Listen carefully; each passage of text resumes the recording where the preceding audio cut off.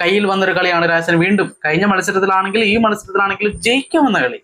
വളരെ സിമ്പിളായിട്ട് ഈ മത്സരത്തിലൊക്കെ ചേസിങ്ങിൽ തുടങ്ങിയ തുടക്കം രാജസ്ഥാന്റെ പുതിയ പയ്യൻ മറ്റേ സൂര്യവംശി എന്നാ അടിച്ചേ ഒരു 13-14 വയസ്സ് അത്ര കണ്ടേ ഉള്ളൂ. അങ്ങനെ ഒരു പ്രായത്തിലുള്ള ഒരാൾ അടിക്കുന്ന അടിയാണോ അടിച്ചേ? 80 കിലോമീറ്റർ 6 വരെ അടിച്ചു. അത് ഇന്റർനാഷണൽ താരങ്ങളെയൊക്കെ അടിച്ചു പറത്തുക എന്ന് പറയുമ്പം ഒരു രക്ഷയില്ല. ജയ്സ്വാളും ഈ പറഞ്ഞ പോലെ സൂര്യവംശികളും ഒക്കെ ചേർന്നിട്ട് അടിച്ച് പൊട്ടിക്കുമായിരുന്നു. പവർ പ്ലേ ഒക്കെ വെച്ച് കീച്ചുമായിരുന്നു. ഒരു രക്ഷയില്ലാതെ ഇന്ന് വരെ കാണാത്തൊരു രാജസ്ഥാനെയാണ് നമ്മൾ പവർ പ്ലേയിൽ കണ്ടത്.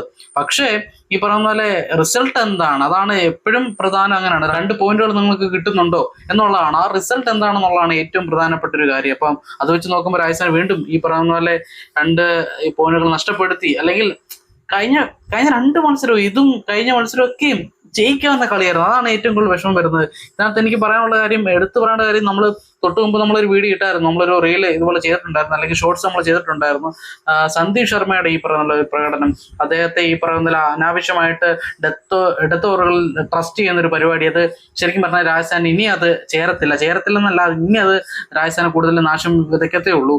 അപ്പം ആ ഒരു നിലയിൽ എന്താ പറയുന്നത്, സന്ദീപ് ശർമ്മ എറിഞ്ഞ അവസാനത്തെ ഓവറിൽ 27 റൺസാണ് ഈ പറയുന്ന അവരെടുത്തത്. അപ്പൊ അതൊരു ചെറിയൊരു കാര്യം അല്ല. അത് ശരിക്കും നമ്മൾ ചിന്തിക്കേണ്ട ഒരു കാര്യം തന്നെയാണ്. കാരണം നമ്മൾ 2 റൺസിനാണ് രാജസ്ഥാൻ റോയൽസ് തോറ്റത്. ആ 2 റൺസിന് രാജസ്ഥാൻ റോയൽസ് തോക്കുകയും, ഇവിടെ നോക്കുക, ജോഫ്ര ആർച്ചർ 4 ഓവറിൽ 32 റൺസിന് 1 വിക്കറ്റ് നേടി. ഇവിടെ സന്ദീപ് ശർമ്മ 4 ഓവറിൽ 55-ന് 1 വിക്കറ്റ്, 55 റൺസാണ്. ഇവിടെ അത്രയും റൺസ് കൊടുത്തിട്ടുള്ള വേറെ ഒറ്റ ബോളറും ഇല്ല.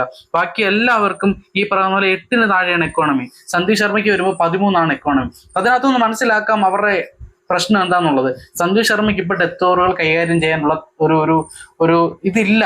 അത് നിങ്ങൾ മനസ്സിലാക്കുക. ആവശ്യമില്ലാണ്ട് വെറുതെ അവനെ ഡെത്ത് ഓവറിലിട്ടിട്ട് അവന്റെ ഉള്ള കോൺഫിഡൻസോടെ കളയാതിരിക്കുക എന്നുള്ളതാണ് നിങ്ങൾ നോക്കേണ്ടത്. നിങ്ങൾ അന്നത്തെ ഫോമിലായിട്ടുള്ള വേറെ ഏതെങ്കിലും ബോളേഴ്സിനെ കൊണ്ട് ഡെത്ത് ഓവറുകളൊക്കെ ഏറിയിപ്പിക്കുക. എന്നിട്ട് സന്ദീപ് ശർമ്മ ഒരു ഉഗ്രൻ ബോളർ തന്നെയാണ്. പക്ഷെ അദ്ദേഹത്തെ തൽക്കാലം മിഡിൽ ഓവറുകൾ എറിയിപ്പിക്കുന്നതായിരിക്കും കുറച്ചുകൂടെ നല്ലതാണ് എനിക്ക് തോന്നുന്നത്.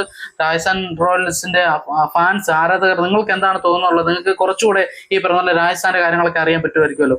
അപ്പം നിങ്ങളെ സംബന്ധിച്ച് നിങ്ങൾക്ക് എന്താണ് ഫീൽ ചെയ്യുന്നുള്ളതാണ്. സന്ദീപ് ശർമ്മയെ ഞാൻ ഇതിനകത്തെ ഈ തോൽവിയുടെ ക്രെഡിറ്റ് മൊത്തം സന്ദീപ് ശർമ്മയ്ക്ക് ഞാൻ കൊടുക്കും. കാരണം അവസാനത്തെ ഓവറിലെ 27 റൺസ് വിട്ടുകൊടുത്തത് അത് തന്നെയാണ് ഇവിടെ വന്നത്. 2 റൺസിന്റെ തോൽവിയാണ്. അപ്പൊ ഒന്ന് ആലോചിച്ച് നോക്കണം.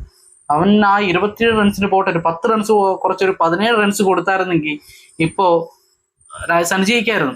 അപ്പം അത്രയും വിസിബിൾ ആയിട്ട് നമുക്ക് കാണാൻ കഴിയുന്ന ഒരു മിസ്റ്റേക്ക് തന്നെയാണ് സന്ദീപ് ശർമ്മയുടെ ഭാഗത്തു നിന്ന് ഉണ്ടായിട്ടുള്ളത്. അപ്പോൾ ഇവിടെ മത്സരത്തിന്റെ പ്രത്യേകിച്ച് കാര്യങ്ങളൊന്നും, കാരണം എനിക്ക് എപ്പോഴും എനിക്കിഷ്ടം, എൻ്റെ ഫേവറേറ്റ് സെക്കൻഡ് ടീം എന്ന് പറഞ്ഞാൽ രാജസ്ഥാൻ റോയൽസ് ആണ്. എൻ്റെ ഫസ്റ്റ് ടീം എന്ന് വെച്ചാൽ എൻ്റെ ആദ്യം ഞാൻ സപ്പോർട്ട് ചെയ്യുന്ന ടീം മുംബൈ ഇന്ത്യൻസ് ആണ്. അതിനുശേഷം ഒരു സെക്കൻഡ് പ്രിഫർ ഞാൻ ചെയ്യുന്ന ടീം എന്ന് പറഞ്ഞാൽ രാജസ്ഥാൻ റോയൽസ് ആണ്. അപ്പോൾ അതുകൊണ്ട് തന്നെ ചെറിയ വിഷമമുണ്ട് രാജസ്ഥാൻ്റെ ഈ ഒരു പോക്കിലോട്ട് കാണുമ്പോൾ. ഭയങ്കര വിഷമമുണ്ട്. LSGയുടെ കാര്യം അതുപോലൊക്കെ തന്നെയാണ്. അവർക്കും 2 പേർക്കും ഒരു ജയം അത്യാവശ്യമായിരുന്നു. പക്ഷെ കൈ വന്ന കളി രാജസ്ഥാൻ കൊണ്ട് കളയുമ്പോൾ പിന്നെ വേറെ ഒന്നും പറയാനില്ല. എന്തായാലും രാജസ്ഥാൻ ലാസ്റ്റ് ഓവറിൽ 9 റൺസ് ജയിക്കാൻ വേണ്ടിയിരിക്കും. ലാസ്റ്റ് ഓവർ ആവേശ് ഖാന്റെ ആ പറഞ്ഞ ബോളിംഗ് പ്രകടനം നമുക്ക് കണ്ടില്ലെന്ന് വെക്കാൻ പറ്റില്ല. നല്ല മികച്ച രീതിയിലാണ് അദ്ദേഹം ബോൾ എറിഞ്ഞത്. 9 റൺസ് ഞാൻ അദ്ദേഹം അറിയാൻ വരുമ്പോൾ ഞാൻ വിചാരിച്ചു, കാരണം സ്ട്രൈക്ക് നിൽക്കുന്നത് ഹെറ്റ്മേയറും അതുപോലെ തന്നെ നമ്മുടെ ജോറിലും ഒക്കെയാണ്. അപ്പൊ അതുകൊണ്ട് തന്നെ അടി കിട്ടും, ഈ പറയുന്ന തോക്കും, ആവേശ് ഖാൻ അടി കിട്ടും എന്നൊക്കെയാണ് പ്രതീക്ഷിച്ചത്. പക്ഷെ ആവേശ് ഖാൻ നല്ല ബ്രില്യൻ്റ് ആയിട്ട് തന്നെ പന്തെറിഞ്ഞു എന്നുള്ളതാണ് എടുത്തു പറയേണ്ട ഒരു കാര്യം. അദ്ദേഹത്തിന് ആ ഓവർ തന്നെയാണ് തൊട്ട് മുമ്പുള്ള ഓവർ എറിഞ്ഞിട്ടുള്ള ഈ പറയുന്ന പോലെ പ്രിൻസ് യാദവ് അല്ലെ, അദ്ദേഹം നല്ല പോലെ തന്നെയാണ് 19ാമത്തെ ഓവർ എറിഞ്ഞതും. ഇപ്പൊ ഈ 2 ഓവറുകൾ തന്നെയാണ് ശരിക്കും പറഞ്ഞാൽ അവര് കൂടുതൽ ടൈറ്റ് ആക്കിയതും റൺസ് ഈ പറയുന്ന പോലെ കുറച്ച് കൊടുത്തതും ഡിഫെൻഡ് ചെയ്ത് ജയിച്ചതും ഒക്കെയും. അപ്പൊ ആവേശ് ഖാൻ എന്തായാലും പ്രത്യേകം ഒരു ക്രെഡിറ്റ് അറിയിക്കുന്നുണ്ട്.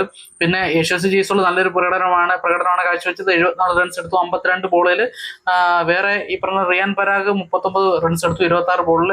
അതൊക്കെയുള്ളൂ പ്രത്യേകിച്ച് പറയാനായിട്ട്. എന്തായാലും രാജസ്ഥാൻ തോറ്റ തന്നെയാണ്.